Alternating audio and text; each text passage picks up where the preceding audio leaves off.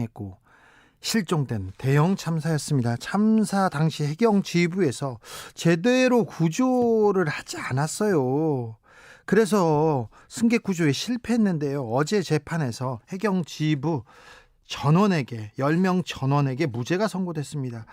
왜 그랬을까요? 왜 무죄를 받았을까요? 그리고 민주당이 추진 중인 중대범죄수사청 관련해서 이야기 나눠보겠습니다. 더불어민주당 검찰개혁특위 산하 수사기소권 완전분리 TF 팀장 박주민 의원, 안녕하세요. 예, 안녕하십니까. 감투 이름이 엄청 길어요. 뭐라고요? 수사기소권 뭐라고요? 수사 기소 분리 TF라고만 부르시면 됩니다. 아, 그렇습니까? 완전이란 단어는 안 들어가 있어요. 완전은 아니고 분리 TF입니까? 네. 잘 알겠습니다. 어제 재판 먼저 물어보겠습니다. 세월호 참사 당시에 구조 잘 못했잖아요. 구조 네. 지휘 좀 소홀했지 않습니까? 그런데 김석균 전 해양경찰청장을 비롯해서 많은 해경지휘부가 1심에서 무죄를 선고받았습니다. 의원님, 세월호 변호사로서 오래 활동했는데 이 재판 결과 어떻게 보셨어요? 굉장히 아쉽고요. 그 구순환구호법에 따르면 이제 중앙구조본부를 구성하는 사람들에 대한 재판이라고 보시면 되거든요. 네. 중앙구조본부나 이제 지방에 있는 지역 구조본부의 경우에 구조 상황을 총괄하고 조정하는 역할을 해야 되고요. 매뉴얼에 따르면은 현장 상황을 정확히 파악하고 거기에 맞는 구조 계획을 수립해서 잘 집행되도록 관리해야 되는 역할을 해야 되는데 많은 국민들이 그 참사 당시의 상황을 잘 알고 계시지 않습니까? 네. 해경이 사실상 뭐 구조를 방기했다라는 표현까지 들을 정도로 포기하거나 제대로, 막았다 예, 이렇게 주장하는 사람들도 있어요. 예, 제대로 구조가 진행이 되지 않았는데 거기에 대해서 책임이 없다라고 판결을 내린 거라서 과연 이제 여러 가지 그 당시 상황들이 반영이 되고 또 고려가 된 판단인가 이런 아쉬움을 갖고 있죠. 예. 진도 앞바다, 세월호 사고가 난 진도 앞바다는 그 파도, 물살이 세기로 유명한 그런 바다인데 세월호가 침몰한 당일은 그렇게 잔잔했어요. 맞습니다. 예. 그렇잖아요. 근데 네. 그 다음에 잔잔했을 때는, 그리고 가장 중요한 골든타임에는 뭐 구조 활동을 안 하고 해경은 오히려 해군이나 다른 사람들 구조를 못하게 했거든요. 그런데 해경지휘부 10명에 대해서는 업무상 과실치사 혐의에 대해서 모두 무죄 나왔습니다. 네. 자, 이 판결을 내린 이유는 뭔가요? 그러니까 지금 검찰이 이제 공소장을 보니까요. 그러니까 구조 세력들이 현장에 도착하기 전에 현장의 상황들을 좀 파악해야 되는데 여러 가지 수단이 있었음에도 불구하고 그 수단을 제대로 활용하지 않았다라는 이유를 들고 있어요. 근데 법원에서는 여러 가지 수단이 있었지만 뭐 제각각 뭐 하나나 또는 두 개의 수단을 써서 현장 상황을 파악하려고 했기 때문에 업무상 의무를 위배한 게 아니다라고 판단을 내렸습니다. 근데 제가 봤을 때는 그 당시 이제 승객들이나 승선원들이 112 신고를 핸드폰으로 한다든지 네. 굉장히 많은 그 선체 내부에 있는 사람들과 의사 연락할 수 있는 수단이 있었지 않습니까? 그리고 네. 현장에 도착했던 1, 2, 3장에도 스피커나 이런 것들을 이용해서 이제 또 그런 것들을 알릴 수 있는 상황이었고, 근데 그런 것들을 여러 가지 수단이 있었는데 네. 뭐 하나나 두 가지 수단 써보고 안 되니까 뭐 안 되나 보다 이렇게 한 것 자체가 아무 문제 없다고 판단한 것은 제가 봤을 때 좀 문제가 있는 것 같고요. 예. 그다음에 현장에 구조 세력이 도착한 뒤에 이제 퇴선 유도 관련돼서는 뭐 어떻게 판단하냐면 법원이 선체 내부에 남아 있었을 선장이나 선원들을 통해서 퇴선 유도를 지시했다 하더라도 예. 아마 선장이나 선원들이 안 따랐을 가능성이 있다. 이렇게 판단을 합니다. 이게 또 무슨 말입니까? 그러니까 아니 사실 제 생각에는, 그리고 이미 알려진 바대로 이미 그 전부터 선장 등은 해경에게 퇴선을 해야 되느냐 판단을 계속 물어보거든요. 예. 그래서 해경이 퇴선을 유도해라라고 지시했으면 당연히 따랐을 그런 상황이었는데, 그런 것들을 설사 해경이 했다 하더라도 선장이나 선원이 따랐을까? 그 부분이 의문이다. 이러면서 또 그 부분도 문제가 없다고 판단을 하고요. 그다음에 뭐 헬기에서 내려온 항공 구조사들이 선체 내부에 진입을 했다 하더라도 사람들을 뭐 많이 구할 수 있었겠느냐, 뭐 이런 식으로 얘기하면서 그 항공 구조사들을 통한 태선 유도를 안 한 부분도 또 문제 없다 이렇게 판단했는데 네. 저희들이 생각하는 또 저희들이 봤던 그 당시 그 상황하고는 좀 굉장히 다른 판단을 내린 것 같고요. 네. 더 나아가서 아시겠지만 1, 2, 3정이라고 하는 현장에 가장 먼저 도착한 해경 배가 있는데 네.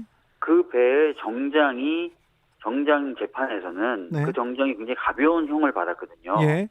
가벼운 형을 받으면서 그 당시 광주고등법원이 뭐라고 판단했냐면 네. 지휘부가 정말 잘못한 게 많다. 예. 해경 지휘부가.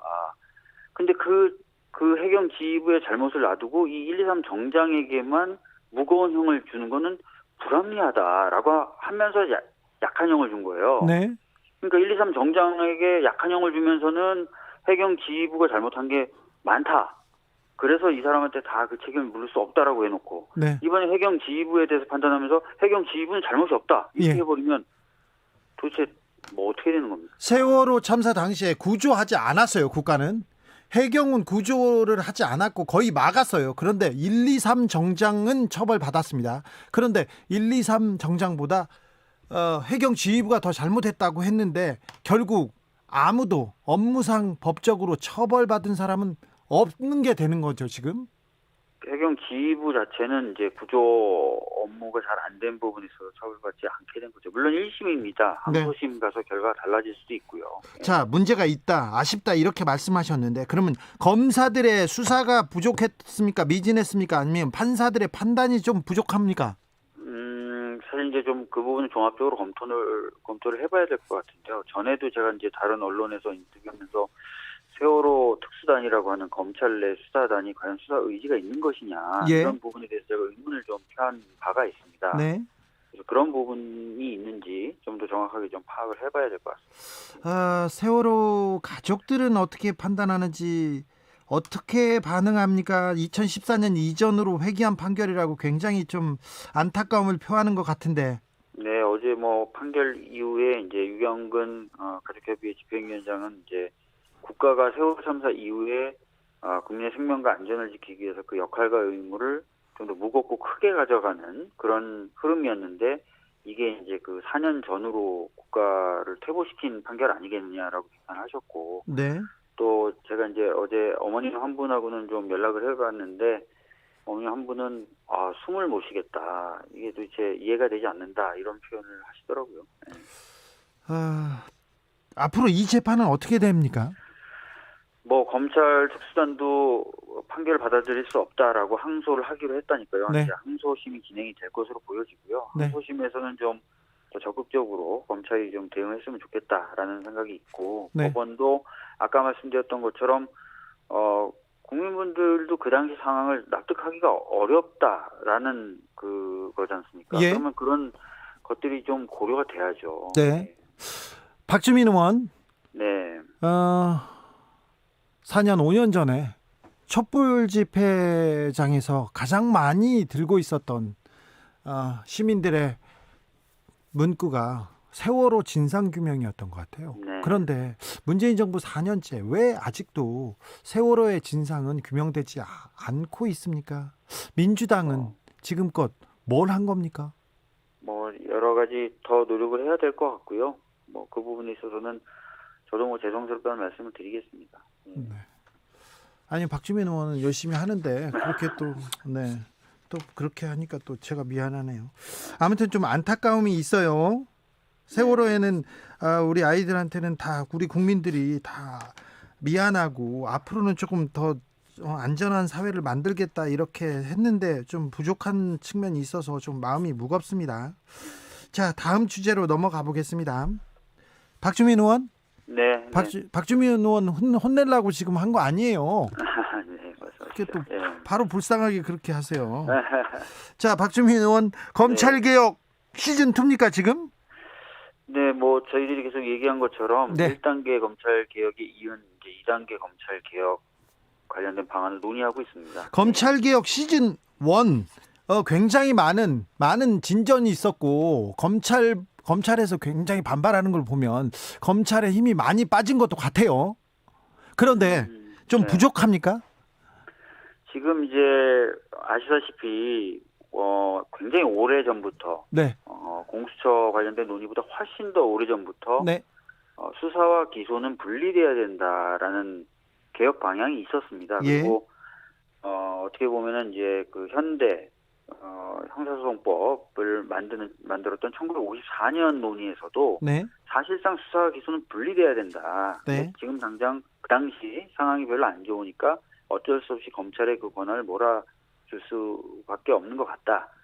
이렇게 얘기를 하고 예. 그 당시 검찰총장도 국회에 나와서 장기적으로는 분리돼야 되는 게 맞다. 이렇게 얘기를 합니다. 그러니까 굉장히 이 수사 기소 분리의 역사는 오래 전부터 얘기가 되어 왔던 거고요. 예.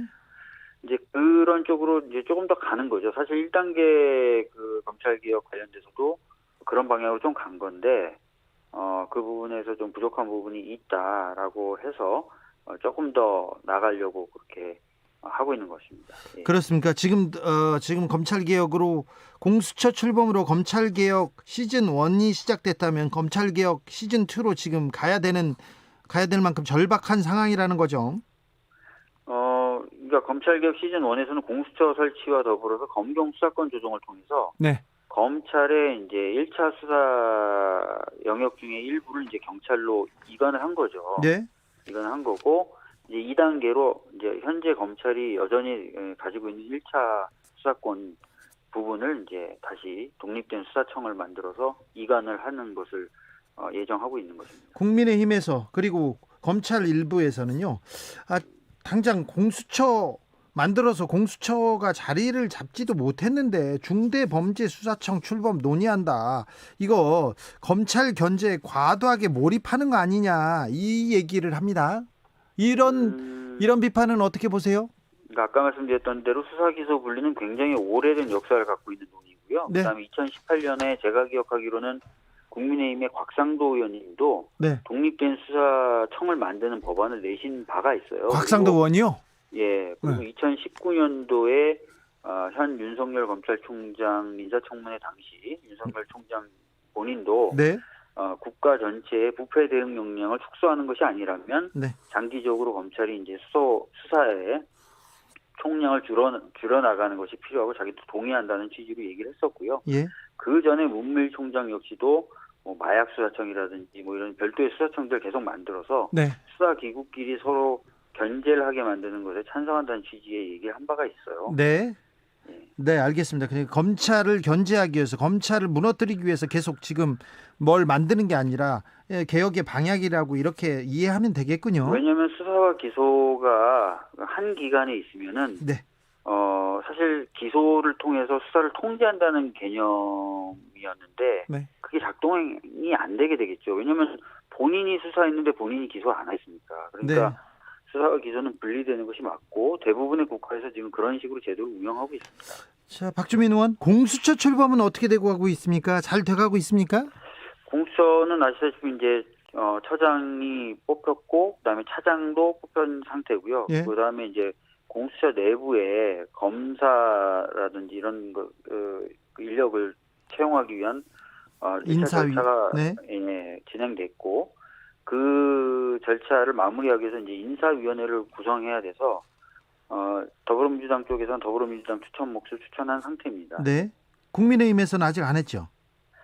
국민의힘 쪽에서는 오늘 뭐 제가 들은 얘기로는 아직 안 한 것으로 제가 알고 있는데요. 네. 예, 정확한 건 모르겠습니다. 그래도 공수처는 지금 잘 가고 있습니까? 방향대로? 지금 인사추천위원회가 구성이 돼야 네. 공수처 검사에 대한 인선이라든지 이런 게 진행될 수 있습니다. 그래서 사람 뽑아야죠. 네. 야당이 좀 협조를 해줘야 정상적으로 가동이 가능할 것 같습니다. 하이드님께서 주 기자님, 박주민 의원님 요즘 무슨 주문 받는다고 하시는데 그것 좀 물어봐 주세요. 이렇게 얘기합니다. 이게 무슨 말입니까? 최근에 이제 코로나19로 국회의원들이 이제 국민분들과 만날 수 있는 기회가 많이 제한이 돼서요. 네. 온라인으로라도 국민분들이 여러 가지 제안을 주실 법안 관련된 부분이나 정책 네. 관련된 부분에서 있으시다면 저희들이 받아가지고 네. 그것을 좀 발의하는 절차를 좀 진행하고 있어요. 온라인 캠페인을 진행하고 있어요. 네. 그래서 국회의원 시키신 분이라는 이름의 캠페인인데요. 네. 이 방송 들으시는 분들도 혹시 관심 있으시고 또 특히 뭔가 필요한 법안이나 정책이 있다고 생각하시는 분들은 적극적으로 좀 의견을 주시면 좋을 것 같습니다. 국회의원 시키신 분 이렇게 하면 박주민이 찾아갑니까? 온라인으로 좀 신청을 받아서요. 네. 그 아이디어들을 저희들이 좀 선정을 하면 선정된 아이디어를 내주신 분 직접 만나러 가서 만나 뵙고 또 말씀도 듣고 법안으로 만들고 이런 과정을 거치게 될 것 같습니다. 알겠습니다. 박주민이 찾아갈 수도 있으니 국회의원 시키신 분 해서 많은 아이디어 부탁드리겠습니다. 지금까지 박주민 더불어민주당 의원이었습니다. 감사합니다. 예, 감사합니다. 예.